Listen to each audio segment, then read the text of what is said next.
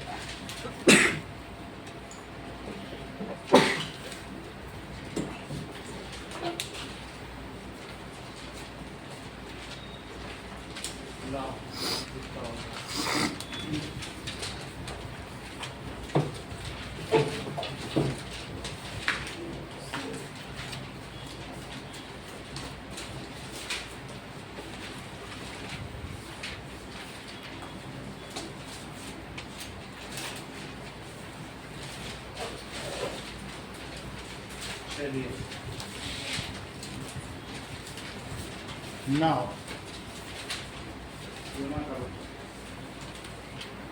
what is respiratory pigment? So, इस पर question आता है 3 मार्क्स का कि अनीमिया से आप क्या समझते हैं, इसके सिम्टम्स क्या हैं, इसके सिंड्रोम क्या हैं, इससे कैसे बचा जा सकता है। That is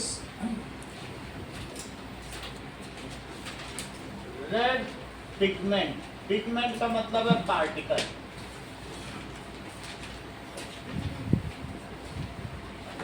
present in RBC, जैसा हम लोगों ने पहले बता दिया था आपको। Red pigment present in RBC called haemoglobin. Haemo का क्या मतलब है, तुम लोगों को मालूम है कि हेमेटाइट, हेमेटाइट का मतलब समझते हो, Fe3O4, सही है। ये आयरन का एक और है, आयरन के और को क्या कहते हैं, हेमेटाइट। तो इसी से सब मैग्नेट बनते हैं। ये जो मैग्नेट बनते हैं, ब्लैक कलर के आपने मैग्नेट सब देखे हैं कि नहीं, तो ब्लैक ब्लैक कलर के वो इसी से बनते हैं, हेमेटाइट। और उसका फार्मूला क्या है, और ग्लोबिन का क्या मतलब होता है बताओ। तो वो चिंगम आप बाहर फेंक क्या जाओ, ये रिपीटेडली बताना पड़ता है, ठीक है ना। और ग्लोब्यूल का क्या मतलब है बोलो। ग्लोब्यूल का मतलब है स्फेरिकल। तो स्फेरिकल मॉलिक्यूल्स, ये कौन, ये बताइए, ये रेड ब्लड सेल है। रेड ब्लड सेल में ऐसे डॉट डॉट हैं, तो वो आयरन के स्फेरिकल पार्टिकल्स हैं। उन्हीं को क्या कहा जाता है, हीमोग्लोबिन, जिनके बारे में हमने आपको कहा भी था कि Fe अगर 60C से गिरा हो तो क्या वो स्फेरिकल हो जाता है, और फिर उसका पूरा नाम क्या हो जाता है, हीमोग्लोबिन। तो हीमो का मतलब आयरन और ग्लोब्यूल, ग्लोब्यूल का मतलब स्फेरिकल। तो red pigment present in RBC are called haemoglobin, ठीक है।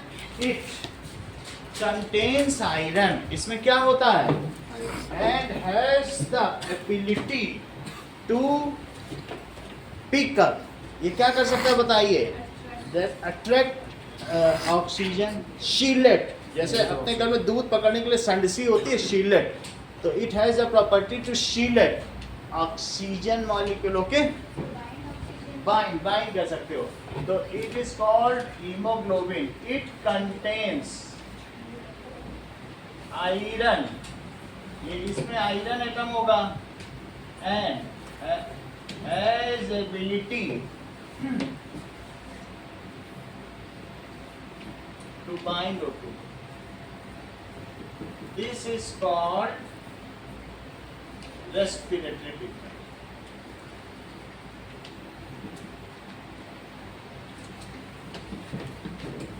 It binds O2 from pulmonary site, यानी lungs, pulmonus किसे कहते हैं, pulmonary site, and releases it, इसका ये काम है, releases it to cellular site, cells में ये दे देगा।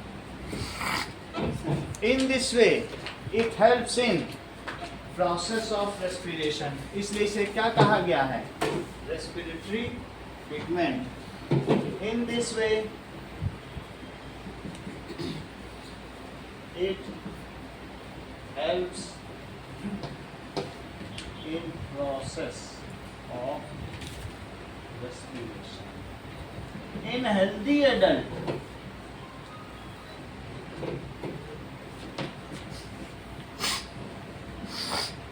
जो इसकी क्वांटिटी होनी चाहिए वो कितनी होनी चाहिए, इट्स रेंज इज 12 to 18 ग्राम पर डेसीलीटर। डेसीलीटर का मतलब समझो, जैसे कई बार होता है डेसी सेंटी मिली, डेसी का मतलब है 110। डेसी किसी में भी लग सकता है, जहां तुमने डेसी लगा दिया तो तुम ये समझ जाना 1/10 लीटर। कभी तुम किसी भी चीज में सेंटी सेकंड भी लिख सकते हो, 1/100 सेकंड। जैसे पहले डॉलर होता था तो सेंट, $1 में 100 सेंट होते थे, या कुछ जैसे पाउंड होता था फ्रेंच की, तो उसमें क्या होता है, सेंट होते हैं। यूरो जो अभी नहीं है उसमें भी सेंट होते हैं। तो 100 हिस्सों को सेंट कहते हैं, समझ में आ गया कि नहीं, सेंट्स कहते हैं। तो सेंटी का मतलब क्या होता है बोलो, 100, और मिली का मतलब है 1000। कभी किसी चीज में तुमको डेका लगाना पड़ जाए तब तुम क्या करोगे, 10 टाइम्स डेका। हेक्टो कहीं लगाना पड़ जाए, हेक्टो सेकेंड या हेक्टोमीटर, 100 टाइम्स। और अगर किलो लगाना पड़ जाए तो क्या करोगे, 1000 टाइम्स। इतनी बात तुम्हें समझ में आ गई। तो अगर मैं डेसी लीटर कह रहा हूँ, 1 डेसी लीटर, तो आप ये समझ जाइए कि 1/10 ऑफ लीटर। तो 1 डेसी लीटर समझ गए, 1/10 ऑफ लीटर यानी 100 ml। जैसे पेप्सी 300 ml हम लोग पीते हैं ग्लास में, तो 100 इतने में 12 ग्राम से 18 ग्राम होनी चाहिए। गर्ल्स में इसकी रेंज 12 से 15 रखी गई है, क्योंकि मेंस्ट्रुअल साइकिल में ब्लड का लॉस हो जाता है, जबकि बॉयज़ में इसकी रेंज तो 18 होनी ही चाहिए, 15 to 18। तो इस तरीके से, लेकिन इन्होंने टोटल ह्यूमन हेल्दी एडल्ट की कितनी बता दी है। अगर इसमें 6 से कम की आ गई, ज़्यादातर ऐसा होता है कि 6 से अगर फॉल बिलो आ गया तो आपको चक्कर आने लगेंगे, वोमिटिंग होने लगेगी, खाना खाएंगे उल्टी हो जाएगी। आयरन की कमी से ऐसा होता है, उसे ऐसे समय में अनार का जूस पिलाया जाएगा, पॉमग्रेनेट, पालक पालक में बहुत आयरन होता है। जैसे वो पापाई एक कार्टूनिस्ट है, वो क्या होता है, पालक खाता है और दुश्मनों से लड़ता है कि नहीं लड़ता है। तो इस तरीके से ये रेंज होनी चाहिए, है ना। एक बच्चों का सीरियल है पापाई करके कुछ है, तो स्पिनच खाता है और दुश्मनों से लड़ जाता है। तो इस तरीके से अब देखिए ये रेंज तो होनी चाहिए। However if the value of haemoglobin falls below the normal range, then face becomes pale, पीला हो जाएगा चेहरा। इसके अलावा क्या होने लगेगा, कंट्रोल एंड कोऑर्डिनेशन डिस्टर्ब, रखोगे पैर कहीं और जाएंगे, लहकते हैं पैर, आदमी गिर जाएगा। सडन फेंटेशन, चक्कर आके गिर जाएगा। क्यों? क्योंकि इसका काम क्या है, ऑक्सीजन की सप्लाई। तुम्हारे ब्लड में हीमोग्लोबिन ही नहीं है, तुम्हारे ब्लड में ये नहीं है, तो ये ऑक्सीजन कैसे पहुंचाएगा? ऑक्सीजन ही नहीं पहुंचाएगा तो फिर तुम्हारे एनर्जी कैसे रिलीज होगी? और एनर्जी नहीं रिलीज होगी तो लाइफ प्रोसेस क्या होगा? कंट्रोल एंड कोऑर्डिनेशन भी तो लाइफ प्रोसेस है, चलना फिरना, लोकोमोशन, कुछ नहीं हो पाएगा, सब चीज़ें धीरे धीरे होंगी। तो इसमें क्या क्या होता है, जो तुम खाना खाओगे क्या वो पच पाएगा? तुम्हारी वही स्थिति होगी जो हमारी लेह लद्दाख और ख्वाहिश में हुई थी, हम खाते थे पलटते थे बस यही काम था, क्योंकि वहाँ ऑक्सीजन 20% है। बोलो समझ में आ गई कि नहीं? इसी को तो एनीमिया कहते हैं। चलो अब इस चीज़ के बारे में लिखें। तो now deficiency of haemoglobin causes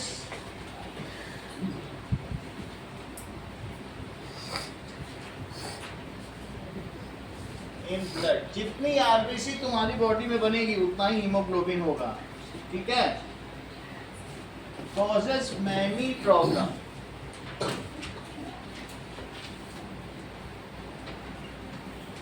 Like tiredness,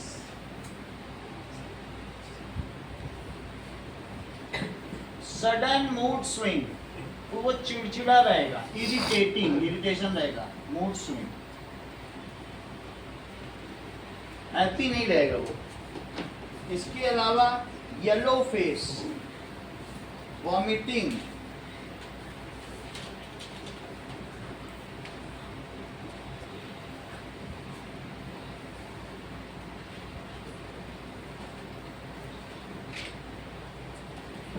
and lack of coordination. Breathing problem भी बताइए। Breathing problem, loss of wait,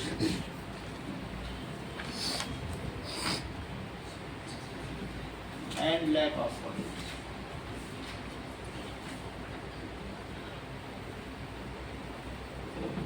this problem is called anaemia.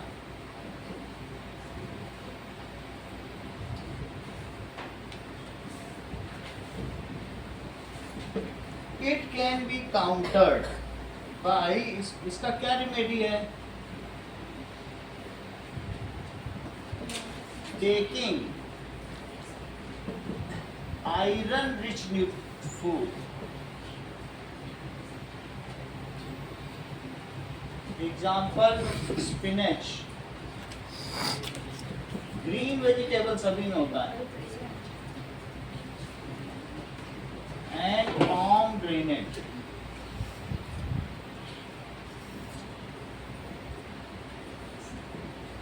ये सब होगा। ओके, नाउ अब जरा देखिए,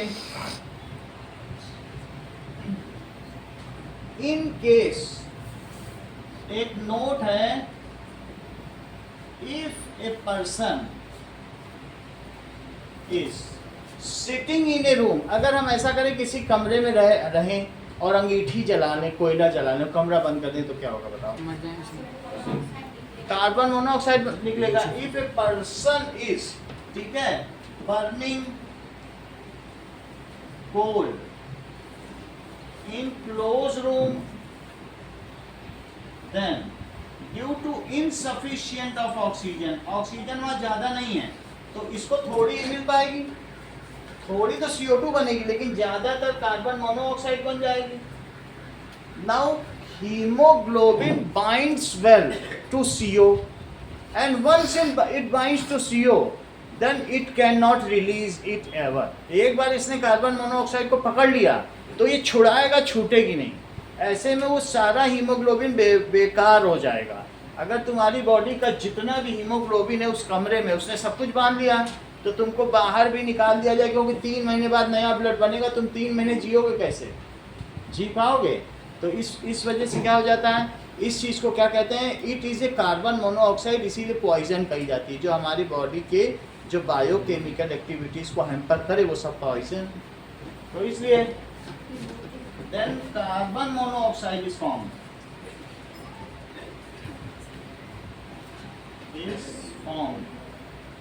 hemoglobin binds it well,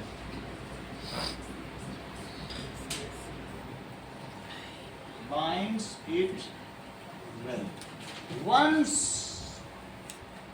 it binds CO, it cannot release, फिर वो रिलीज नहीं कर पाएगा, it cannot release, ठीक है। और अगर एक बार रिलीज ना हो तो क्या होगा? नाउ इसका मतलब जो हीमोग्लोबिन होते हैं, जो भी गैसेस होते हैं उसके साथ सबके साथ बाइंड हो जाती है। क्या चीज?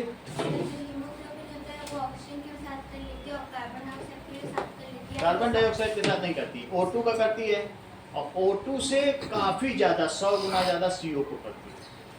तो सारी गैसेस को करती है। सारी गैसेस को थोड़ा थोड़ा, O2 को सबसे ज्यादा और O2 से 100 गुना ज्यादा CO।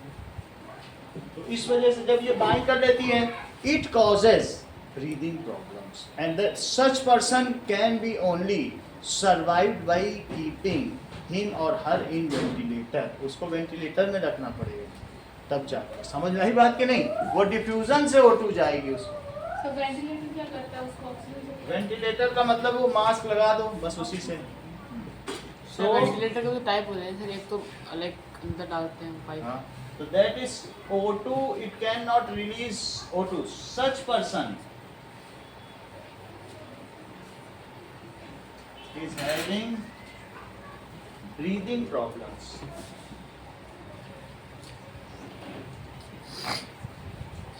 ऐसी प्रॉब्लम जो दिल्ली के ट्रैफिक पुलिस वाले होते हैं उनको खूब होती है, क्योंकि वहाँ पर अबंडेंट मात्रा में जो चौराहे हैं, क्रॉस रोड्स, वहाँ सीओ है, तो कितना भी फिल्टर लगा ले सीओ तो अंदर जाएगी। और and is kept at ventilator. अब देखिए इन text questions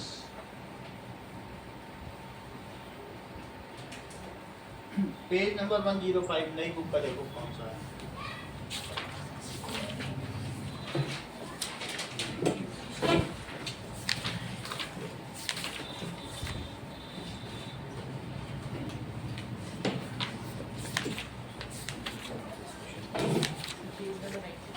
page 91 interest.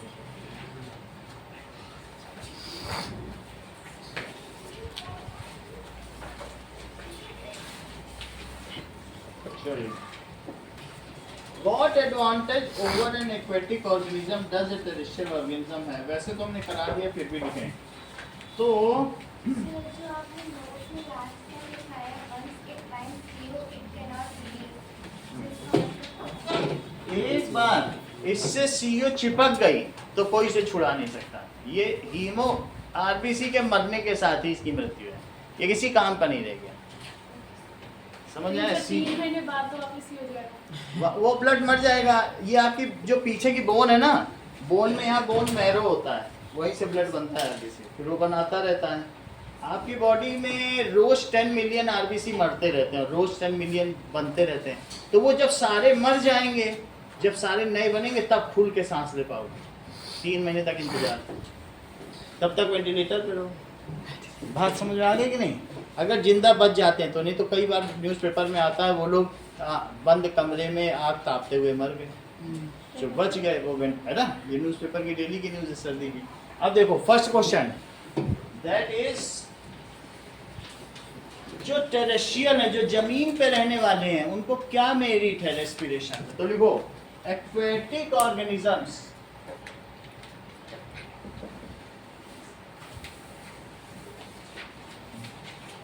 use oxygen dissolved in water। Sir, हाँ बोलिए। सर ये क्वेश्चन तो हो गया। हो गया, इसको थोड़ा दूसरी तरीके से लिखा है, simple way. Aquatic organism dissolve, that is, ठीक है, use dissolved oxygen in water, however solubility of oxygen in water is very low. However, solubility of O2 in water is low. So, respiration rate क्या है? In such organism, Harshita sentence पूरा करो। इसमें is also low, तो इसलिए they cannot get sufficient energy for their life processes। जबकि on other side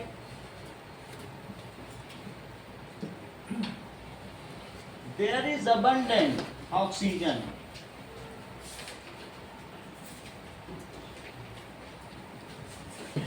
available, that is 21% in terrain for terrestrial animal। हम सब टेरेन में रहते हैं, जमीन पे, तो terrestrial animals, ठीक है। वो डोर खोल देना बेटा। सो इन टेरेन फर्स्ट abundant है, hence there respiration rate is high, तो breathing rate is low। उनको सांस थोड़ी ना लेनी पड़ती जल्दी जल्दी, क्यों? क्योंकि उनको तो थोड़ी सी भी लेंगे तो क्या होगा? breathing rate is high, they can easily carry out their life process, it releases large amount of energy, ठीक है? So they can easily,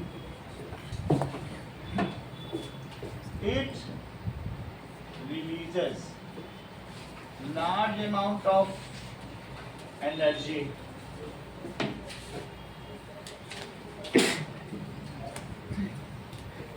to sustain their life process।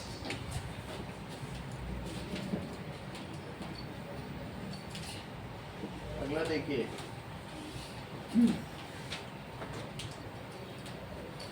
Second हमने कवर कर दिया है। जो ग्लूकोज के पाथ में है उसमें एरोबिक और एनारोबिक के दोनों लिख देना है। चलिए फ्लो चार्ट बना सकते हो, फ्लो चार्ट बनाने से मिल जाएगा। थर्ड क्वेश्चन देखो, how CO2 and O2 is transported in human being. तो इन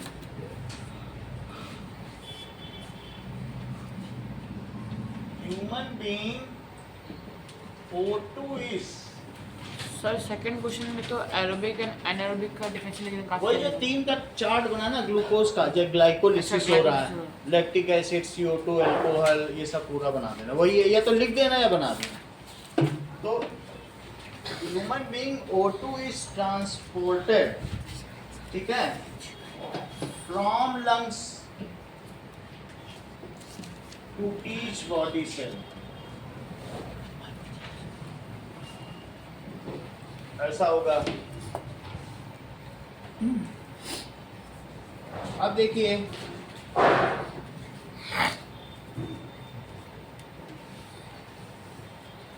द गैसियस एक्सचेंज, ये जो गैसियस एक्सचेंज है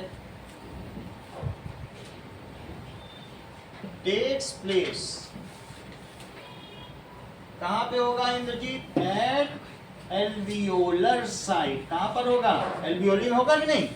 and haemoglobin that is respiratory pigment plays a major role in it. वही तो पिकअप करते हैं। And haemoglobin plays a major role in it.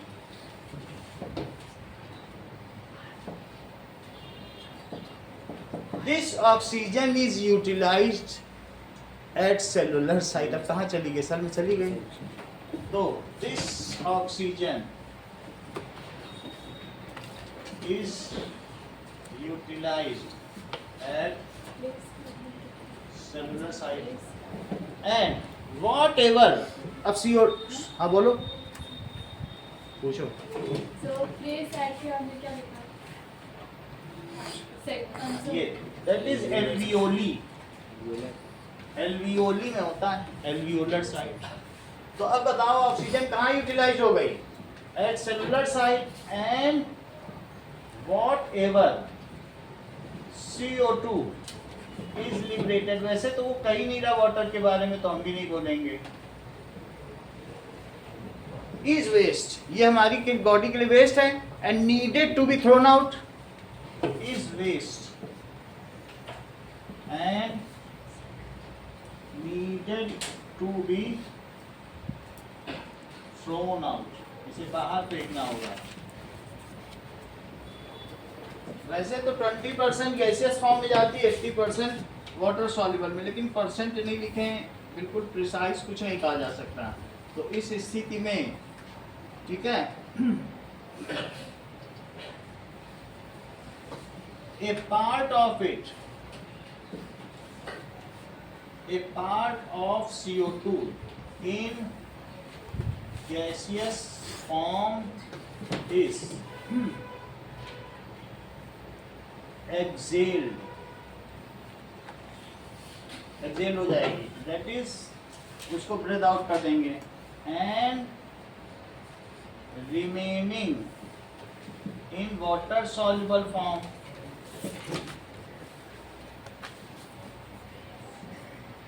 excreted as urine. Urine में urea होता है, NH2CO NH2, तो उसमें कार्बन है। जो तुम बाहर फेंकती हो लक्षिता, एक्सेल करते हो, क्या वो CO2 है कि उसमें कुछ ऑक्सीजन होगी? चेक करो। जो तुम ले रही हो उसमें 21% O2 है, और जो तुम छोड़ रही हो उसमें 14% O2, और बाकी जो बच रहा है वो CO2। अगर ऐसा ना होता, वो उसमें बहुत ऑक्सीजन है, तब नहीं तो तुम आर्टिफिशियल रेस्पिरेशन किसी को देती हो ना मुंह से हवा, तो ऐसे में तो वही मर जाए, क्या CO2 दोगे क्या किसी को? मतलब वो उसमें भी O2 है, लेकिन उतनी नहीं है जितनी ली थी। समझ आई बात कि नहीं? सो ये एक्सेल्ड में 14% है और इनहेल्ड में 21। और बात समझ आ गई? नहीं तो फिर हम आर्टिफिशियल दे ही ना पाते, अगर ऐसी बात होती तो। हम दे पाते हैं क्योंकि वो चीज उसमें भी है। ओके, चलिए अब देखिए, how are the lung design, ये इंपॉर्टेंट क्वेश्चन है कि सर फैन को थोड़ा इधर कर दीजिए, गर्मी लगेगी। क्या नहीं जाएगा, ही है गर्मी है। पर कैसे? ये लोग तो पंखा ही बन के, कितने अच्छे लोग हैं ना। हाउ आर द लंग्स, कर ही नहीं गया। चलो अभी आ जाएगी। Lungs design in human being to maximise the area of exchange. Lungs कैसे डिजाइंड है, चेक करिए। ये भी देखो, ये इसी को जनहित कहते हैं। कहता है वो लोग गर्मी में बैठे हैं, पंखा उधर कर दो। ये अंकुरा, ये इसको ऐसे जनरसिटी बहुत कम लोगों में है। और स्वार्थी हो तो सर हमारी तरफ करो, जाएं। वो दो तरह के ऐसे लोग दिलों पे राज करते हैं, तभी तो उनको राज के दिलों पे राज कर। चलो, now how are the lungs design. Lungs कैसे डिजाइन है, तो आप देखिए, at the terminals of bronchioles, bronchioles ही मिलियंस में है, रूट लाइक स्ट्रक्चर है। There are millions of sac like structure, one cell thick, called alveoli. There are millions of, sac का मतलब फैला होता है, sac like structure found in bunches.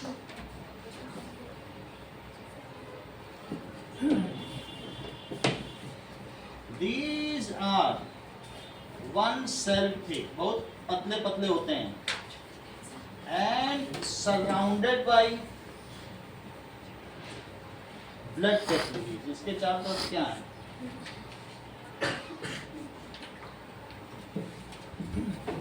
These are alveoli।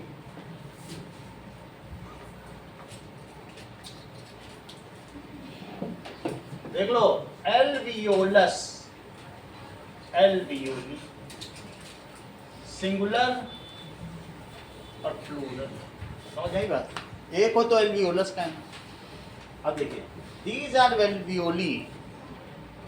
ये क्या करते हैं, they have large surface area and site of exchange of gases. यहीं पर तो डिफ्यूजन होता है। सो दीज है, निष्का इनका टोटल एरिया कितना होता है एल्वियोली का, बोलो? सही है। These have large surface area. Lungs की कैपेसिटी कितनी होती है, ब्रीदिंग रेट क्या होता है, 12 to 20। वैसे 15 to 18 भी लिखा हुआ है एस-शान में, लेकिन 12 to 15 ऐसे कुछ भी लिख सकते। 15 से 18 तक एवरेज होती है, 12 से 20 कह सकते। बच्चे में 25, 20% of is expelled out at each time. चलो, दीज हैव, क्या होगा, लार्ज सरफेस एरिया। कितना है, 80 metre square. for faster diffusion and exchange of gases.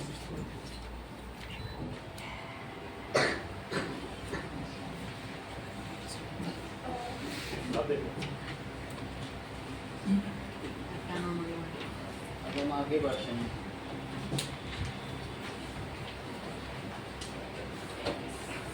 Sir वो जो कैपिलरी से वो हार्ट में जाते हैं ऑक्सीजन लेकर, वो समझ में नहीं आ रहा है। वो अब समझने का, अभी हार्ट की तो बात अब शुरू हो। अभी तुम समझो किसी चीज में ब्लड बह रहा है, बस उसे कैपिलरी कहना है। अब वो क्या चीज है बताने का।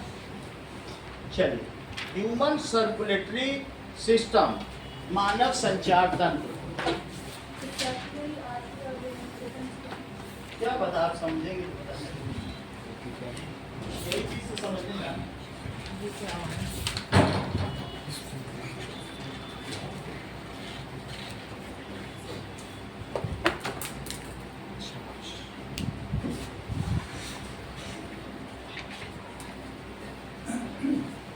चलिए, कहने का मतलब है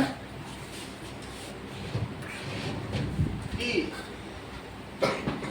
जो इतनी पतली हो, बाल के तरह महीन छेद वाला, इसका नाम ही कैपिलरी है। ये इसको ग्लास ट्यूब नहीं कहते हैं, ये कैपिलरी है। इसमें फूको तो बहुत धीरे धीरे हवा निकलती है।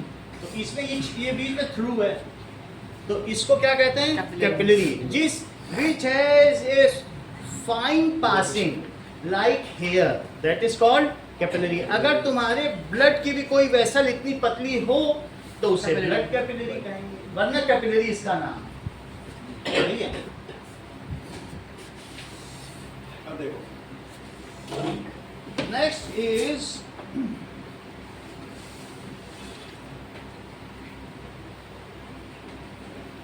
Human transportation system.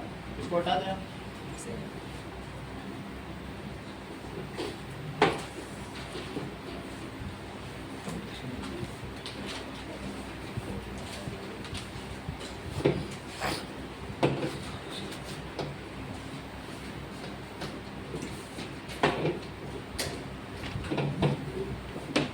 देखिए,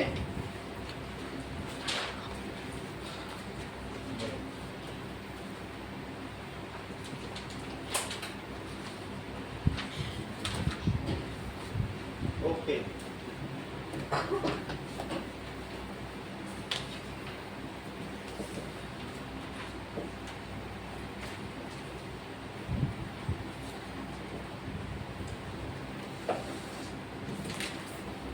ह्यूमन ट्रांसपोर्टेशन सिस्टम दो तरीके का होता है। एक सर्कुलेटरी सिस्टम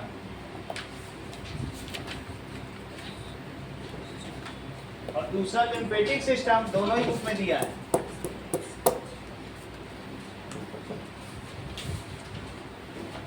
सही है।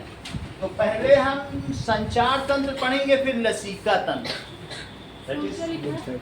Lymphatic system. ठीक है। इंग्लिश थोड़ा सा कठिन है, हिंदी में सब लोग जानते हैं, इसे लसीका तंत्र कहते हैं, लेकिन हमें इंग्लिश में भी समझना चाहिए। सही है। और ये संचार तंत्र सर्कुलेटरी सिस्टम। सर्कुलेटरी सिस्टम में क्या होगा, चेक करो। सर्कुलेटरी सिस्टम में हार्ट होगा, जो किसी चीज को क्या करेगा आशीष, पंप करेगा। अच्छा, अगर हार्ट पंप करेगा, तुम्हारे घर में पानी की मोटर है तो क्या उसमें पाइप भी लगे हुए हैं, पानी कहीं से लेता है। तो ऐसे ही हार्ट के साथ उसको कहते हैं ब्लड वेसल्स। और हार्ट के साथ क्या अटैच होंगे, ब्लड वेसल्स। अब बोलो उसके अंदर बहने वाली क्या चीज है, ब्लड।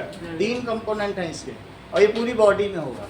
कौन कौन सी चीज होगी, हार्ट इसका मेन कंपोनेंट है। हार्ट में आने वाली और जाने वाली, दैट इज ब्लड वेसल। हाँ सर, अगर हमारा ब्लड बोन मैरो में बनता है तो सर वो हार्ट ब्लड का कौन सा ब्लड पंप करती है? अब जैसे इन्होंने कह दिया कि बोन मैरो को भी सर उसमें ले लो, बहुत बड़ी बात कही इन्होंने कि सर आप सर्कुलेटरी सिस्टम कर रहे हैं तो यहाँ आपको बोन मैरो भी बताना चाहिए। तो हम लोग इस पर भी ध्यान करेंगे, क्योंकि ये दिलों पर राज कर रहे हैं, तो हमें इन सब चीज़ों को ध्यान में रखना ही होगा। इनके चेहरे पर खुशी आ गई जैसे ही लाइट आई कि देखो सब लोग आराम में हो गए, कितनी बड़ी बात है। और कोई हो तो ऐसे ही बैठा रहे, खुशी है। अब जैसे देखिए इन्होंने बोन मैरो की बात कर दी है, तो अब हम लोग उसे भी लेंगे। तो सर्कुलेटरी सिस्टम का क्या मतलब है कि the system in this 3 organ कौन कौन से हैं? Heart, that is blood vessels, और तीसरा क्या है जो मेन कंपोनेंट है? ब्लड वेसल 3 तरीके के हैं, आर्टरी, वेन और कैपिलरी। इन सब चीजों के बारे में, ठीक है? चलिए, नाउ व्हेन फूड, उसके बारे में बाद में बताएंगे। When food is digested, nutrients are to be transported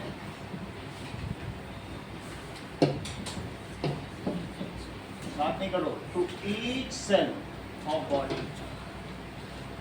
हमारी बॉडी में एक एफिशिएंट सिस्टम होना चाहिए जो न्यूट्रिएंट्स को पहुंचाता रहे। और दूसरी चीज, even oxygen is needed to be transported, उसको भी ट्रांसपोर्ट करना है।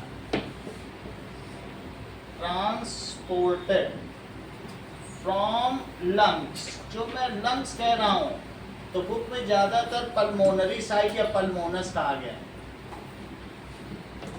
टू ईच सेल, ये करना पड़ेगा। O2 तो अंदर ले लिया, CO2 एंड H2O, ये सब। और तुमको मालूम है जो हम एक्स्ट्रा प्रोटीन खा लेते हैं तो तुमको क्या लगता है कि जैसे पेड़ को दे दिया तो पता चला इतने से बढ़ के इतना हो गया, इतना बढ़ता चला जाता, तो क्या हम लोग भी ग्रो कर जाएंगे बहुत दाल खाएंगे तो? हम लोग दाल कितना भी खा ले, नाटे परिवार के बच्चे नाटे और भाटे परिवार, भाटे के ऊंचे परिवार के बच्चे ऊंचे रहेंगे। समझ आई बात कि नहीं? हम तो अगर आप एक्स्ट्रा दाल खाते हो तो वो डिग्रेड होगी, अमीनो एसिड बनेगी, अमीनो एसिड से फिर लीवर में जा करके वो यूरिया बनेगी और बाहर फेंकी जाएगी। इस चीज को कहते हैं नाइट्रोजीनियस वेस्ट। यूरिया कौन सा वेस्ट है बोलो? Nitrogenous waste. तो मैं क्या क्या कह रहा हूँ, अभी तुमने पढ़ा रेस्पिरेशन में CO2 और वाटर निकलता है और NH2CO NH2, उसको यूरिया कहते हैं। तो and nitrogenous waste is to be expelled out from body as soon as it is generated।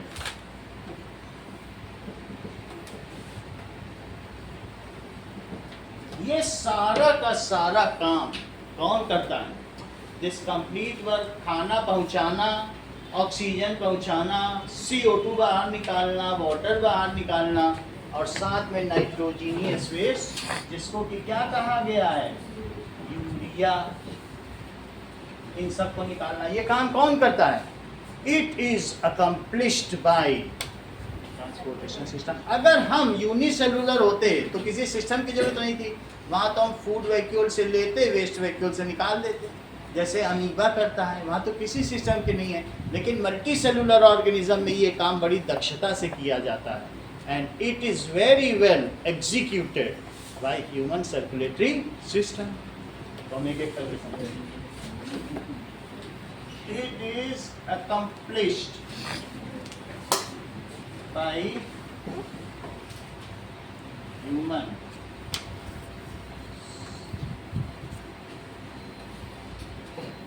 तीन चीज को हम लोग समझेंगे। सबसे पहले हम समझेंगे ब्लड को, फिर ब्लड वेसल्स को समझेंगे, फिर हार्ट की फंक्शनिंग को भी समझेंगे ना।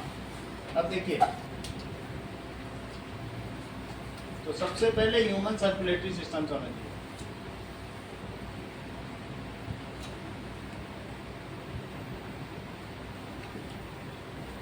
ह्यूमन सर्कुलेटरी सिस्टम समझो, कहने का मतलब है ये हमारा हार्ट है। हार्ट में ये दोनों, इसके बीच में सेप्टम है। सेप्टम का मतलब है क्या बताओ? आधा आधा कटता है कि नहीं? आधा आधा कटने के बाद भी यहाँ से एक वॉल्व है जो इस पे गिर जाता है, ये यहाँ तक, ये एक इसका चैम्बर है। और यहाँ पर भी क्या है बोलो? एक चैम्बर यहाँ गिरता है। समझ आई बात? फिर से समझो, मेरा कहने का मतलब है ये ऐसे हार्ट है ह्यूमन, इसमें बीच में क्या है बोलो, सेप्टम। सेप्टम क्या होता है, जो ऑक्सीजनेटेड ब्लड को डीऑक्सीजनेटेड ब्लड से क्या करता हो बोलो, सेपरेट करता हो। तो ऐसा हम लोगों के हार्ट में होता है। It is like the shape of fist. और यहाँ देखो ये क्या चीज है, ये बताओ। ये इसके 4 चैम्बर हैं, सही है। कहने का मतलब है हमारी बॉडी में ये देखो ऐसा है, तो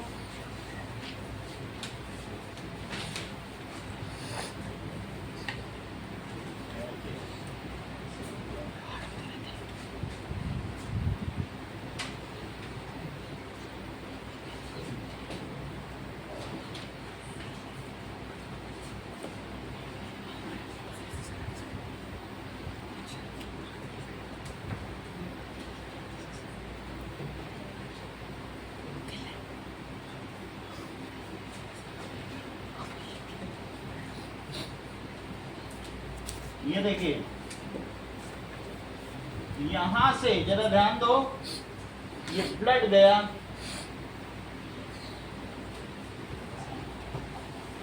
ब्लड कहां से गया, किसी एक चैम्बर से गया होगा।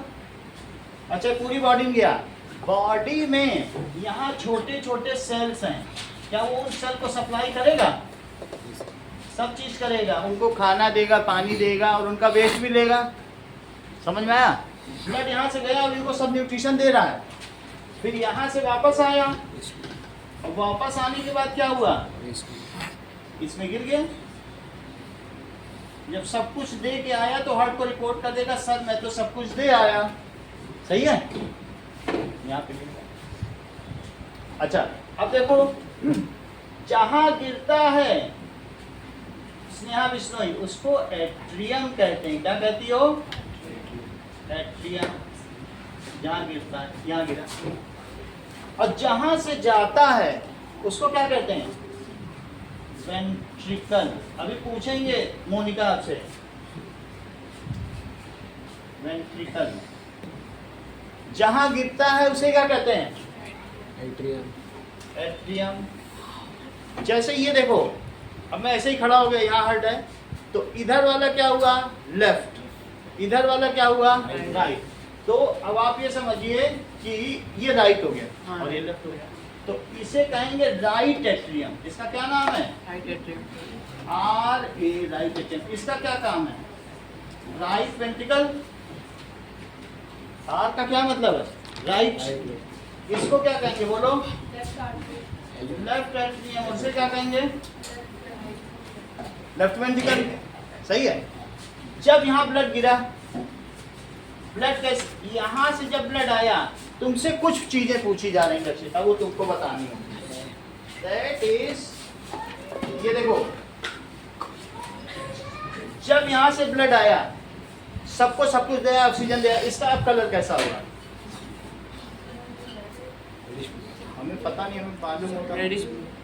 दैट इज ब्लूइश कह सकते हैं, रेडिश ब्लूइश होगा, लेकिन ब्लूइश कहा जाएगा। जब डीऑक्सीजनेटेड हो गया तो उसका क्या कलर है, ब्लूइश। तो ये ब्लूइश ब्लड आ गया, देखो ब्लूइश ब्लड आ गया और इसमें गिर गया, ठीक है। अच्छा हार्ट में 4 चैम्बर है, कितने चैम्बर है बताओ, 4 चैम्बर है। इसमें गिरा, हाँ। फिर इसके बाद इसमें आया, अलग अलग चैम्बर है। तो एट्रियम में गिरने के बाद इसमें आ गया। जब ब्लू आया, ये भर गया, तो फिर ये ऐसे है, देखो फिस्ट के बराबर, फिस्ट के बराबर, ढिक ढिक ढिक ढिक 4 बार, ढिक ढिक ढिक ढिक। ये इसकी धड़कन है, that it is pumping 78 times पर मिनट। तो हाउ, इसी को पल्स रेट भी कहते हैं, जो यहाँ टप टप टप टप कर रहा है। 72 कर लेना, 78 टाइम्स पर मिनट इसकी पल्स रेट है, ठीक है। अब जरा देखो यहाँ पर आया, फिर क्या हुआ होगा, देखो बताओ। क्या बात है? ये देखो, बहुत अच्छी बात इन्होंने कही कि यहाँ पर आने के बाद ये इसमें गिर जाएगा, देख लो इस पे प्रेशर लगेगा, अब पूरा पंप करके किसमें गिरा दिया जाएगा, तो अब धीरे धीरे वेंट्रिकल में गिर जाएगा। एट्रियम से कहाँ गया, क्या तुम यहाँ ये बात देख रहे हो कि जो वेंट्रिकल है, ये इसकी जो ये हैं, दैट इज मसल्स, ये बहुत चौड़ी हैं, दीज आर ब्रॉडर। तो ये इतना पंप कर सकती हैं, बहुत पंप कर सकती हैं। तो यहाँ से ये पंप करेगा, भाई तुम डीऑक्सीजनेटेड आए हो और जाओ, अब तुम कहाँ चले जाओ। ये सही कह रहे हैं आदित्य। अब ये यहाँ से कहाँ भेजेगा बताओ, कि जाओ और आप लंग्स में जाओ, और लंग्स में वहां पर एल्वियोली के गुच्छे हैं, क्या है, एल्वियोली के गुच्छे, उनसे लिपट जाना, और वो तुमको फिर तुमको वो ऑक्सीजन दे देंगे। क्या कर देंगे बताइए। तो वो जब इसमें से ब्लू ब्लड गया, डीऑक्सीजनेटेड ब्लड, और इसके चारों तरफ लिपट गया, फिर क्या हुआ, वहां से ऑक्सीजन लिया। ऐसे तो मिलियंस ऑफ बंचेस है ना। और वहां से आने के बाद now the red blood comes back, यहाँ से फिर ये वापस आ गया। अब कहाँ पर गिरेगा इंद्रजीत, कैन यू एंटिसिपेट। ये देखो मैंने बता दिया कि यहाँ पर गिर जाए, वो इसमें गिर गया, सही है। जब ब्लड आया ब्लू, किसमें आया, पूरा भर गया, ऊपर से प्रेशर है, इसमें गिरा। ये नहीं भेज सकता कहीं पर, या तो ले ले या भेज दे। लेने के बाद जब इसने इस पे गिरा, इसने जब तेजी से प्रेशर डाले तो वापस ना चला जाए। जब इसकी बहुत मोटी है लेयर, ऐसा पंप है कभी फटता नहीं है किसी का, हार्ट अटैक होने पे भी नहीं फटता, हार्ट कभी नहीं फटता। तो ये इसने जब लगाया तो ये ब्लड कहाँ गया बोलो, एल्वियोली में। एल्वियोली में तुम्हें मालूम है वहाँ ऑक्सीजन आ रही है, हीमोग्लोबिन ने सब कैच कर लिया, O2 कैच कर लिया यहाँ से। O2 कैच करके अब ये कैसा बन के आएगा बोलो, रेड। रेड बन के जब यहाँ आया तो रेड बन करके आया, और ये किसमें आ गया बोलो, इधर। सर जब वो वेंट्रिकल पंप करे तो वापस आर्टरी में नहीं जाएगा। अब ये चीज जैसे तुम लोग वॉल्व जानते हो, तो वॉल्व क्या होता है कि ये चीज है जैसे बैलून ही हो, बैलून ऐसे फटा हुआ हो, पानी अंदर चले जाएगा, यहाँ से करोगे पिचक जाएगा, प्रेशर पड़ने से क्या हो जाता है, पिचक जाता है। जैसे तुम्हारी साइकिल में भी यही वॉल्व है। तो ये पूरा ऐसा वॉल्व है, ये जो तुम्हारे वेन्स है उसमें ऐसा वॉल्व है। अगर ब्लड इधर आ गया तो लौटना चाहेगा तो पिचक जाएगा, वापस नहीं जाएगा। वॉल्व का सिस्टम ही होता है वन वे। सारे वॉल्व कैसे होते हैं, वन वे। साइकिल में हवा डालते वापस आती है क्या, उसी से जाती है। साइकिल के जो यहाँ पर भी है, वहां पर भी यही चीज है, एक ऐसा वॉल्व लगा है, बस हवा लौट नहीं सकती, पिचक जाएगा। अब समझ में आ गई बात कि नहीं। अब देखो ये एट्रियम में गिर गया, एट्रियम भर गया रेड ब्लड से, फिर क्या होगा बोलो, वापस पंप करेगा।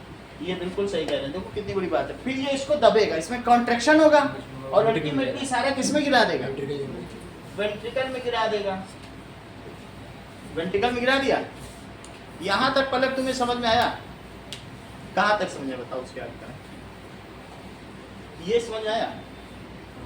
अब फिर इसके बाद ये ऑक्सीजनेटेड हो गया, ऑक्सीजनेटेड होके कहाँ गिरा,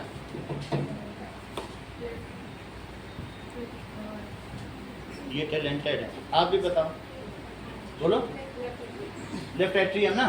और फिर वहां से किस में गिरा, लेफ्ट वेंट्रिकल में।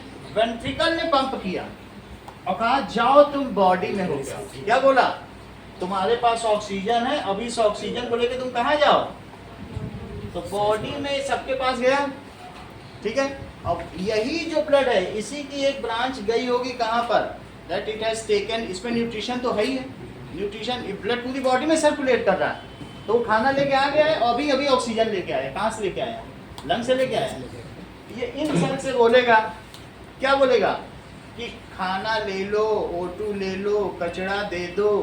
तो ये लोग इसे क्या ले लेंगे, सारा न्यूट्रिशन, एमिनो एसिड, ग्लूकोज सब कुछ ले लेंगे, और इसे दे क्या देंगे बोलो, CO2 नाइट्रोजीनियस वेस्ट और वाटर सब दे देंगे। ये सब चीजें लेकर के आ जाएगा फिर से। तो ये साइकिल चलता रहेगा, फिर से डीऑक्सीजनेटेड होगा, फिर से ऑक्सीजनेटेड होगा। क्या चीज, वाटर जो हमारी बॉडी से जितना भी वेस्ट बनता है, 6 ग्लूकोज खाते हैं तो टल निकलता है, वो यूरिन के माध्यम से निकल जाएगा। जितना भी वेस्ट हमारी बॉडी में, रेस्पिरेशन में तो वाटर जनरेट होता है ना एक्स्ट्रा, तो वो सारा निकल जाएगा। जितना वाटर पीते हैं उसका डबल जनरेट होता है, तो उसका निकलना जरूरी है। तो दैट एज पर नाउ समझ में आ गई बात। मैंने तुमसे क्या बताया, सिर्फ जितना भी बताया मोनिका, तुमसे एक क्वेश्चन पूछा, अभी इतना बताया। What does it mean by human circulatory system. अगर ध्यान से सुना होगा तो ही बता पाओगे, आयुष अभी तुम नहीं बताना। हाँ बोलो। करेक्ट। जैसे कि मोनिका ने हम लोगों को बताया, बहुत बड़ी बात कही है इन्होंने, कि if blood flows in a closed vessel, बहुत गहरी चीज इन्होंने ध्यान से सुनी तभी बता पाए कि इसमें कहीं ओपन है क्या। अच्छा, ये जो जा रहा था सबसे क्या कह रहा था कि खाना ले लो, है ना, O2 ले लो और कचरा दे दो, लेकिन इस सेल ने कहा तुम हर बार खाना लेके आ जाते हो और काम तो बॉडी कर नहीं रही है, नहीं लेंगे जाओ। ऐसा भी कर सकती है, तुम खाते जा रहे हो, पता चला बर्गर खाया, चीज पकौड़ा खा लिया, और खाना कितना लेगा सेल, काम नहीं करेगा, भरेगा क्या सेल में। ऐसी स्थिति में सेल नहीं लेता, सेल क्या करेगा, नहीं लेता। अब ये जब लौटेगा, लौटते समय कहेगा हार्ट को क्या जवाब देंगे, पूछेगा दे के आए, तो क्या जवाब देंगे। ये जानते हो क्या करता है, ध्यान दीजिए, ये अपने ही बाहर ये जो सेल वापस जा रहे हैं यहीं पर C6H12O6 छोड़ देगा, यहीं पर वो क्या छोड़ देगा, एमिनो एसिड छोड़ देगा, कि हार्ट को क्या जवाब देंगे, सेल ले नहीं रहे हैं, भर के थोड़ी जाएगा, फैटी एसिड ग्लिसरॉल सब छोड़ देगा। अब इसके पीछे एक यहाँ पर लिम्फेटिक सिस्टम, लिम्फेटिक सिस्टम क्या करेगा, एक साइड ओपन है, बिल्कुल मोनिका की वर्डिंग बोल रहा हूँ, कुछ अपने मन से मैं नहीं बोल रहा हूँ, कि वो इन सबको पंप करेगा। जैसे जमीन में पानी भर गया और जमीन में पानी भरने के बाद रेन वाटर है तो उसको पंप करके कहीं भेजा जाता है कि नहीं, तो ये सब यहाँ से उठाएगा जितने न्यूट्रिशन है, और न्यूट्रिशन उठाने के बाद इसमें WBC होते हैं, वो उसको साफ भी करेंगे, और साफ करने के बाद क्या करेंगे बताओ, ये चीज यहाँ पे ला के डाल देंगे। समझ में आया, हार्ट को फिर पहुंचाएंगे कि देखो तुम्हारे पीछे तुम्हारी ब्लड वेसल्स वफादारी नहीं कर रही हैं, वो सब छोड़ छोड़ के आ रही, हम ला के दे रहे हैं। तो कहेगा अच्छा किया, बहुत अच्छा किया, समझ में आई। तो ये कौन सा सिस्टम है बोलो, लिम्फेटिक सिस्टम। मोनिका ने क्या बताया लिम्फेटिक सिस्टम में क्या होगा, सिस्टम में जो भी C6 glucose, amino acid, fatty acid और ग्लिसरॉल जो छोड़ देते हैं, ब्लड जो भी एक्सेप्ट नहीं करते सर, तो उसको लेते हैं वापस हार्ट के अंदर डाल देते ताकि वापस उसको काम करे। बहुत बड़ी बात है। It has one hand open system. इन्होंने सीधी भाषा में प्लेन आंसर दे दिया, इसमें कुछ भी नहीं है। और इसमें कैसा है, these are closed vessels, these are open ended vessels. बहुत अच्छा, देखो दो लोगों ने मिलकर हर चीज सॉल्व कर दी, हम लोग लिख लें, हमारा काम ही खत्म कर दिया है। वो किया कि नहीं किया। तो लिम्फेटिक सिस्टम कैसा होगा बोलो, दोनों में अंतर समझ में आ गया, फिर हम इसके बारे में लिख लेंगे। दोनों एक ही काम कर रहे हैं, वो एक्स्ट्रा सेलुलर न्यूट्रिशन और फ्लूइड को again put in circulation. Extra cellular है, सेल के बाहर जो चीज होती है उसको क्या कहते हो, एक्स्ट्रा सेलुलर, और सेल के अंदर है तो इंट्रा सेलुलर, उसने बाहर फेंक दिया सर। सेल के बाहर भी तो बहुत कुछ है कि नहीं, उसको क्लीन करता है और उसको फिर से सर्कुलेशन बोलो, ठीक है कि नहीं। और ये क्या करता है, तो चलो देखो ह्यूमन सर्कुलेटरी सिस्टम, फिर इसके बारे में समझेंगे। That it is closed blood vessel system which pumps, वो किसे पंप करता है, blood through out body.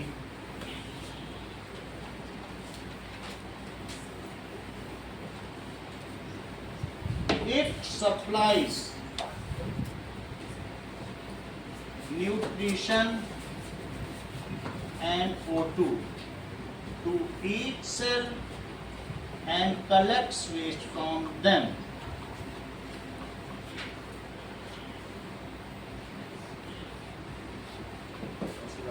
Now, अब हम देखेंगे ब्लड क्या होता है। इसका कंपोनेंट है पहला ब्लड। नाउ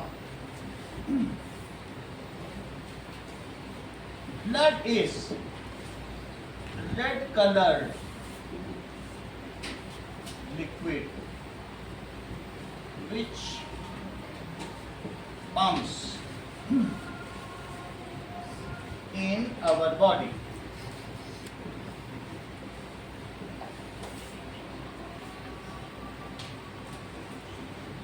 ये सब वेसल है, देखो नूर, ये भी वेसल है, पतली हो गई तो भी वेसल है, और पतली हो गई तो वो भी वेसल, ये भी वेसल। समझ आया। जिसमें ब्लड बह रहा है उसे क्या कहेंगे बोलो, ब्लड वेसल। वेसल का मतलब बर्तन, जिस बर्तन में रक्त बहे उसे रक्त वाहिकाएं या ब्लड वेसल्स कहेंगे। लेकिन असली चीज क्या है जो मोनिका ने बताई? इन्होंने कहा सर जो हार्ट से निकली उसे आर्टरी कहो। क्या कहो?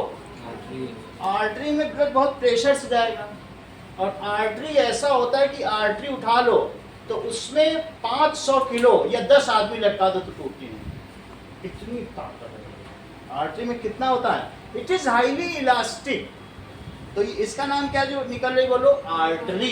इसका क्या नाम है बोलो? This is artery.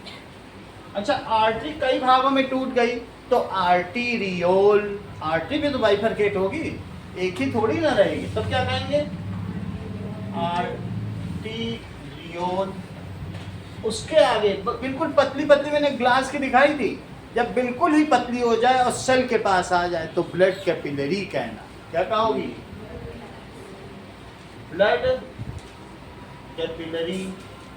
Blood capillary अब कलेक्ट होना शुरू हुई। अच्छा, जिससे आता है ब्लड हर्षिता, उसको क्या कहोगे? तुम तो हर चीज जानती हो। देखो, हर्षिता ने कहा जिससे ब्लड आए उसे क्या कहेंगे? वेन।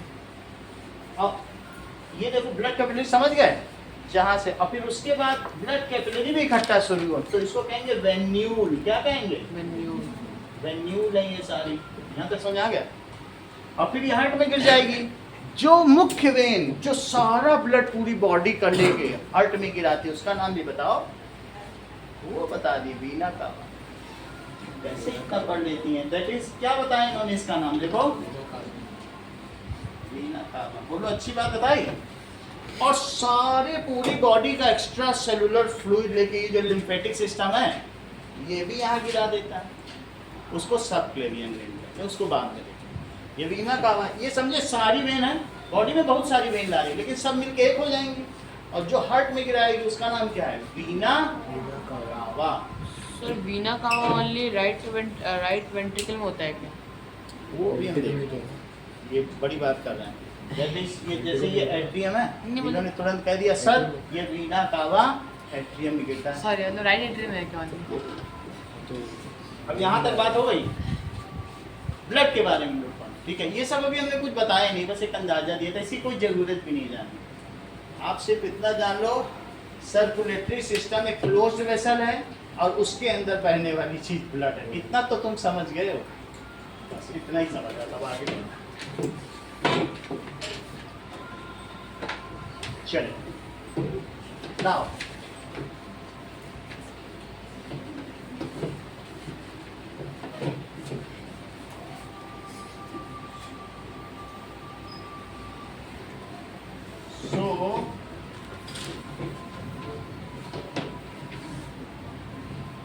ब्लड कंसिस्ट ऑफ, क्या क्या चीजें ब्लड में हैं?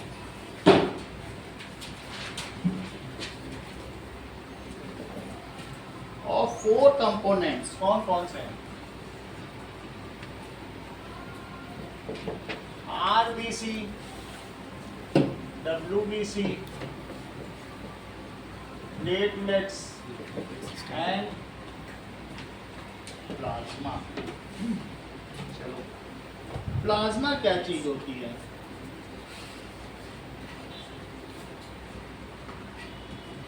जो ब्लड वेसल्स में फ्लो करे उस मैट्रिक्स या उस लिक्विड का नाम प्लाज्मा है। ये प्लाज्मा है, और इसका नाम है ब्लड वेसल। ब्लड वेसल कोई भी हो सकती है, आर्टरी भी हो सकती है, वेन भी हो सकती है, कैपिलरी भी हो सकती है। देखो प्लाज्मा, देखो प्लाज्मा इज, अभी दिखाएंगे, येलो ट्रांसल्यूसेंट लिक्विड, हल्का पीले रंग का अर्धपारदर्शी होता है। येलो, कभी हॉस्पिटल में गए देखोगे प्लाज्मा का पैकेट लोग लिए घूमते रहते हैं। Yellow translucent liquid, it mostly 90% इसमें क्या होगा? पानी होगा। Okay, it contains 90% water. सारे न्यूट्रिएंट्स इसी के अंदर से जाते हैं। ये जो इसके अंदर बह रहा है इसी में अमीनो एसिड बहता चला जा रहा है, इसी के अंदर ग्लूकोज इसी में बह रहा है, इसी में सोडियम आयन बह रहे हैं, पोटेशियम आयन बह रहे हैं, कॉपर बह रहे हैं, कहीं कहीं पर आयरन, सारे आयन्स भी बह रहे हैं, इसी में वाटर भी बह रहा है, सॉल्ट जो बॉडी को चाहिए। इसके अतिरिक्त इसी में एल्पेनलीबल भी बह रही है, इसी में WBC भी बह रहा है, RBC भी है, और इसी में एक और क्या चीज बह रही है, that is tapered, both and tapered, इसको कहते हैं प्लेटलेट्स। ये सब इसमें सर ये जो ग्लूकोज ये सब होते हैं तो उसको तो अलग-अलग ऑर्गन्स में जाना होता है, सब सेल में जाना होता है, सभी सेल में। तो मतलब ऑर्गन्स में क्यों जाना होगा हर सर सेल? मतलब वो पैनक्रियाज में सब में जाते हैं ना, तो पैंक्रियाज में नहीं जाते हैं, पैंक्रियाज भी अपना इंसुलिन इसी में डाल देती है कि जिसको ग्लूकोज देना उसको इंसुलिन भी दे देना, सर फिर इसको सब चीज़ एक साथ में सब इसी में। यही जो ब्लड है ना, ये सब चीजें कहाँ से लेके आया है, ग्लूकोज फैटी एसिड, ये कहाँ से लेके आया बताओ, ये इंटेस्टाइन से।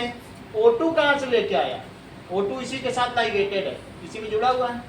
O2 कहाँ से लेके आया, लंग से। पैंक्रियाज से क्या लेके आया है, इंसुलिन लेके आया है। पिट्यूटरी ग्लैंड से क्या लेके आया है, ग्रोथ हार्मोन, सब ले जाके और उसके टारगेट ऑर्गन को दे देगा। ले सब कुछ जाएगा, जिसको जो देना है वो दे देगा। However nutrients are supplied to इससे, सही है। तो इसमें सब कुछ बह रहा है, 90% तो इसमें वाटर है। आगे देखो, and all dissolved substance and it contains nutrients in dissolved form. Okay, and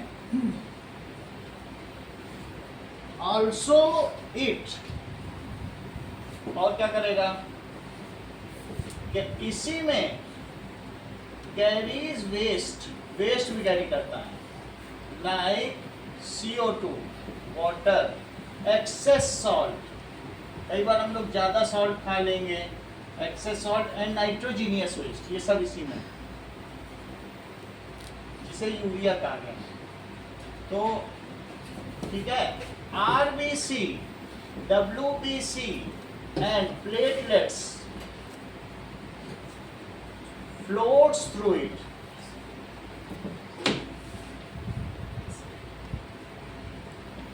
इसी में ये सारे फ्लोट करते हैं। एक बार हम लोग प्लाज्मा देखें तो आगे बढ़ें।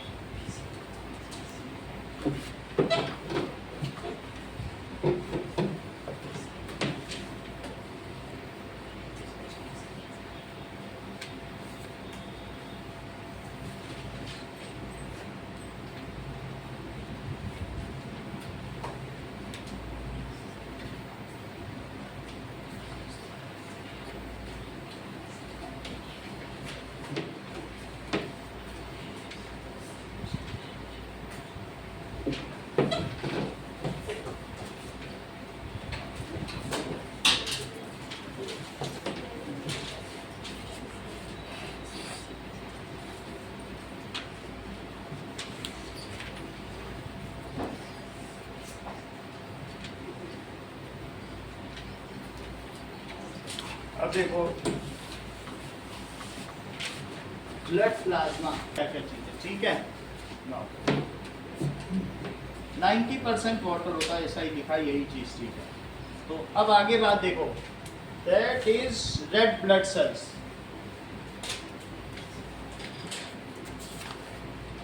Now red blood cells are red pigment due to present of haemoglobin. ये रेड है क्यों, हीमोग्लोबिन की वजह से ही ये रेड है। सो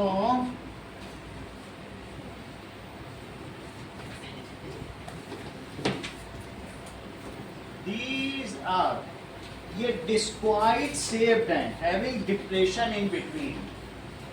ये डिस्क शेप पे होते हैं, disc shape,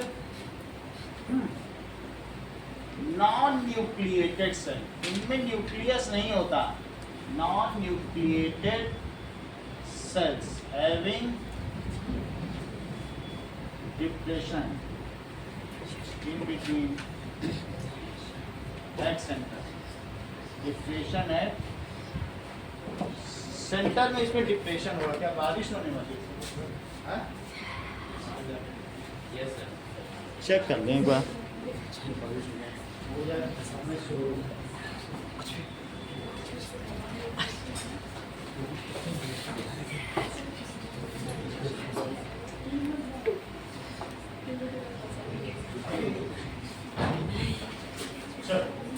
disc shaped non nucleated cell है, हैविंग डिप्रेशन एट सेंटर है। चलिए इसमें क्या होता है, निष्का इसका कलर रेड क्यों है? Is red due to presence of depression के आगे क्या है?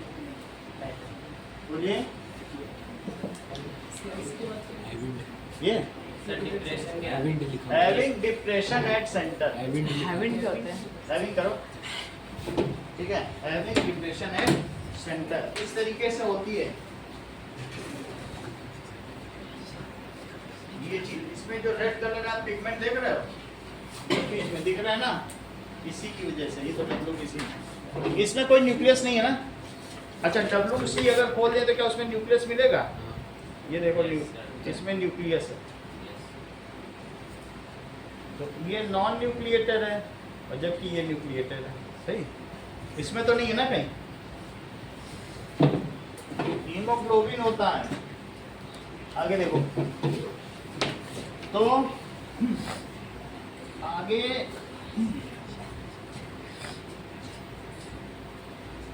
Life of RBC is 4 months।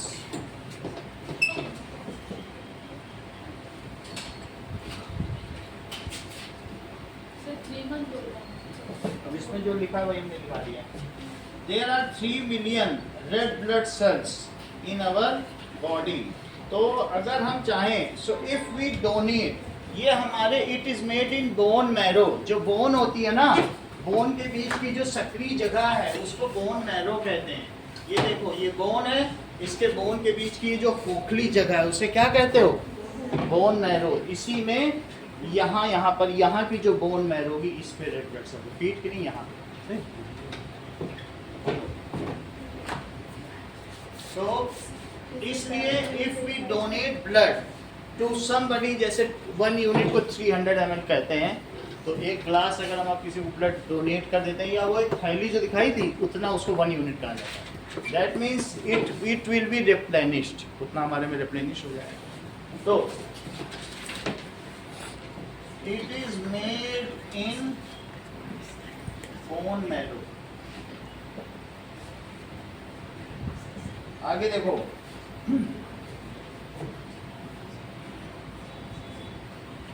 White blood cells,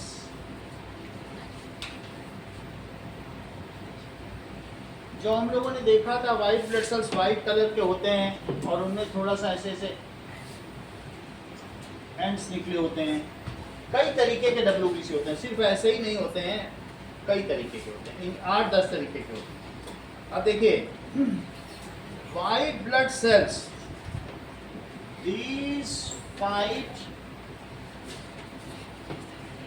against infections, and जो हमारी बॉडी में एंटीबॉडी क्या होती है, दोनों में अंतर बताओ अदिति। एंटीबॉडी और एंटीबायोटिक्स में अंतर बताओ।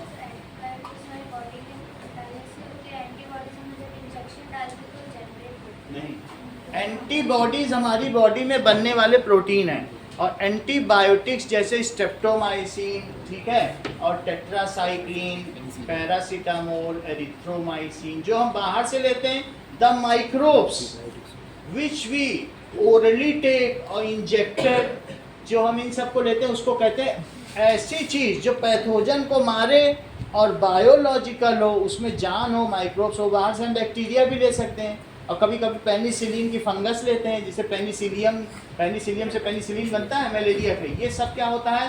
These are antibiotic. एक बायो दूसरे को मारे तो उसे क्या कहते हैं?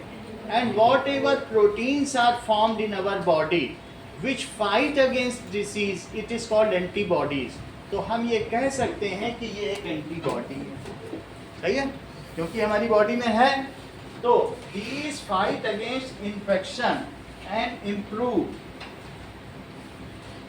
our immune system। ये हमारे इम्यून सिस्टम को बढ़ाता है. Okay, now these eat up germs. तो इन्हें क्या कहा गया है? These are some enzymal protein. तुम्हें मालूम है लाइसोसोम भी तो एक स्ट्रॉन्ग डाइजेस्टिव एंजाइम होते हैं, ये वही हैं. These contains strong digestive enzyme and called antibodies. है वही बात कि नहीं? So these contain strong enzymal bioenzymes होंगे digestive प्रोटीन विच डाइजेस्ट, जो किसी डाइजेस्ट कर लेंगे. Digest pathogen. पैथोजन का क्या मतलब होता है दिव्या? अटैक करें. पैथोस का मतलब बीमारी और जेन का मतलब जनरेटर. पैथोस यानी disease, disease generator. So the antibodies kill pathogen and keep us disease free. So these are the soldiers of body. These are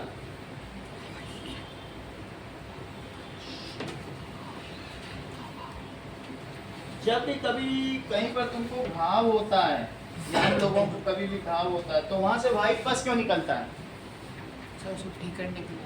कितनी बड़ी बात. क्योंकि सारे एंटीबॉडीज वहीं आ जाते हैं कि बाहर से जो पैथोजन आए हैं उनको हम उनसे बॉडी. कितनी बड़ी बात है. और वहां पर आपको कई बार जलन भी होगी. It is histamine, burning sensation, कि वहां उसको किल करते हैं, किल करने से एनर्जी जनरेट होती है. समझ में आई बात? क्यों जलन हो रही है? क्योंकि पैथोजन घुसने की कोशिश कर रहे हैं. और सारे एंटीबॉडी व्हाइट पस आ गया कि नहीं, वो यही काम ही कर रहा है, वो तुमको वहां हील कर रहा है. तीसरी चीज क्या है?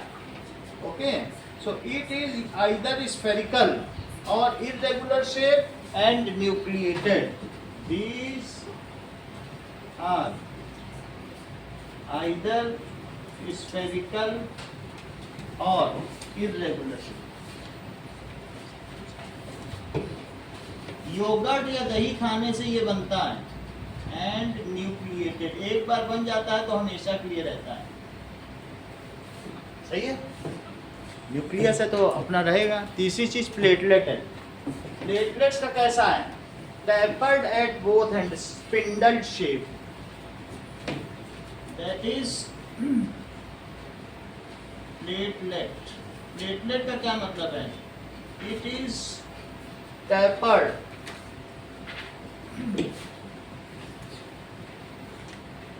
एट बोथ एंड, दोनों तरफ नुकीला है. सही है. एंड नॉन न्यूक्लिएटेड, इसमें भी न्यूक्लियस नहीं है.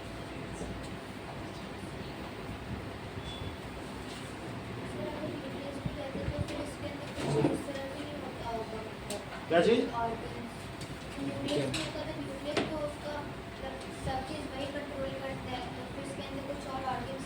कुछ नहीं होगा, इसको देखना पड़ेगा क्या है. अभी तो मुझे पता नहीं, देख के बताना पड़ेगा प्लेटलेट में क्या होता है. इतनी बात तो तुम्हें समझ आ गई.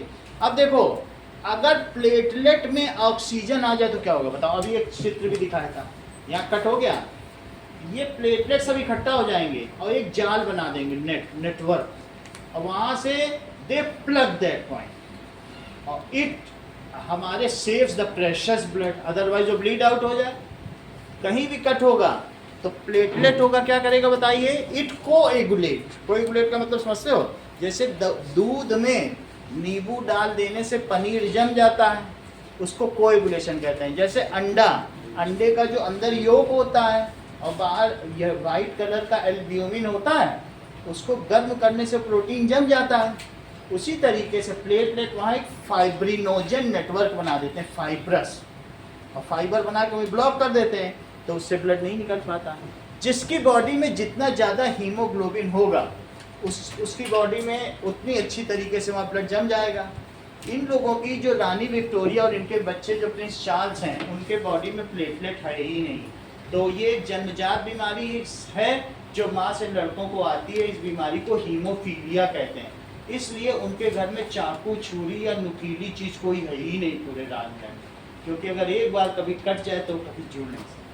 इस बीमारी को कहते हैं, इसीलिए इसको रॉयल डिसीज भी कहा जाता है क्योंकि वो उनके परिवार की थी। अब जरा देखो, सर बट हमें क्या पता कि सर वो मतलब प्योर ब्लड निकल रहा है कि वेस्ट ब्लड निकल रहा है। देखो ये बहुत अच्छी बात इन्होंने कही, हम लोग इस पर भी चर्चा करेंगे। जो भी इनके क्वेश्चन है इसे आप नोट करें, क्योंकि प्योर ब्लड भी हो सकता है और वेस्ट भी हो सकता है, वैम्पायर टाइप हो सकता अच्छा अगर वेस्ट ब्लड निकल रहा है तो नुकसान क्या है। हमारा? वो ब्लड सब एक ही है, तो प्योर ब्लड का क्या मतलब, वेस्ट का क्या मतलब? सर तो अगर निकल ही रहते ब्लड है, ये समझो कि हमारी पूरी बॉडी में हार्ट इतना बढ़िया पंप है, 800 लीटर ब्लड पंप कर दे रहा है।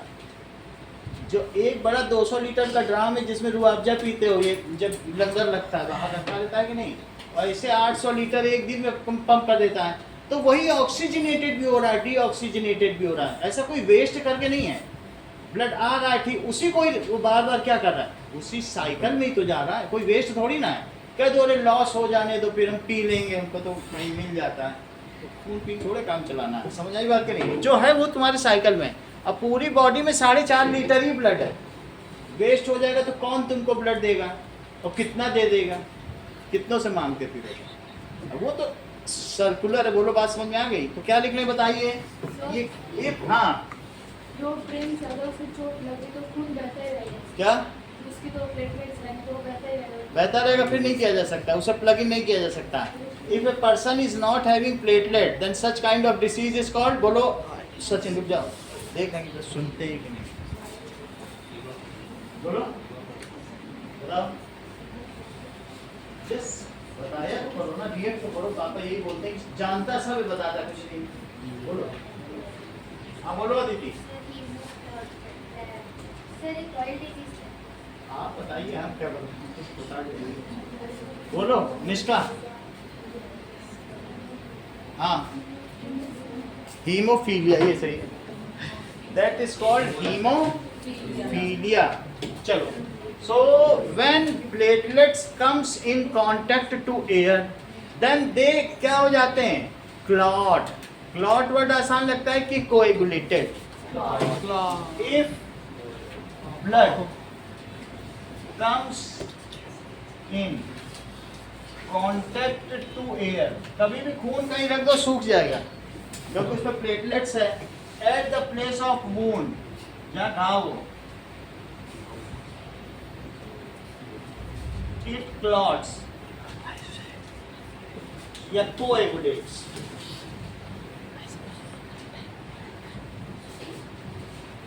एंड प्लग इन वूंड, और वूंड को प्लग इन कर देगा।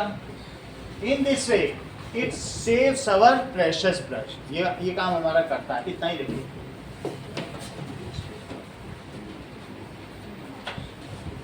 नहीं हो रही जब आगे